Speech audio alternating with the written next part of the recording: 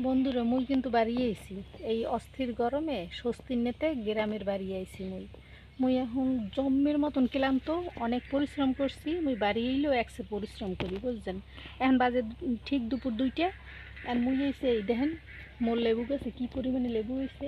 এই এখন কয়েকটা নিমু নিয়ে হের দিয়ে শরবত বানামু, শরবত বানিয়ে এরপর খামু। কারেন্ট নাই, আর নাইলে কাঁচা আমের জুস খাইতাম। দেখেন বড়টাই হেঁটে হইবে।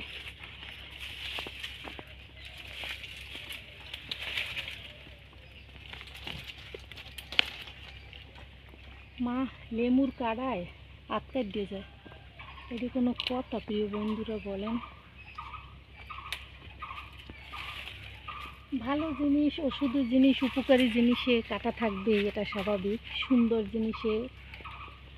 জিনিস পেতে কষ্ট লাগবে, এটা আমরা সকলেই জানি। দুইটা লইছি, এইটুকু হইবে। আর একটা লই, এই 3টে নিয়ে এক বাটি শরবত বানাইয়া, এই যে প্রিয় বন্ধুরা এখানে এগুলো নেব। নিয়ে আপনাদের সবাইকে মানে দাওয়াত রইল আমাদের লেবু গাছের লেবুর শরবত খাওয়ার জন্য, আর ডাব গাছের ডাব পাড়ার জন্য। ঠিক আছে, লোক পাইতেছি না, লোক পাইলে ডাবও পারতাম। ডাব আছে একটুক একটুক, ঠিক আছে। তো ও আবার কোরবানিতে যখন বাড়ি যাম না, সেই সময় খেতে মানুষ। আর এখন যামু, বাহ কি সুন্দর ঘেরান, ঘেরানে মুই একটা পাগল হয়ে যেতে আন বন্ধুরা শরবত বানাম। আর কিছু দিয়ে কি বানান লাগবে? লেবু দিমু, লবণ দিমু, চিনি দেবো না, চিনি দেব না, চিনি হচ্ছে বিষ। শুধু লবণ আর লেবু, এই দিয়ে শরবত হয়ে যায়।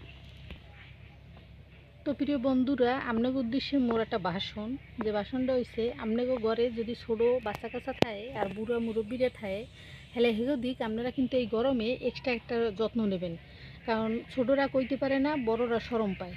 এই জন্য ওদের যে শরীরের যে গরমের পরিস্থিতি, এইটা বোঝার জন্য ঠিক আছে, আপনাকেই বুঝতে হইবে।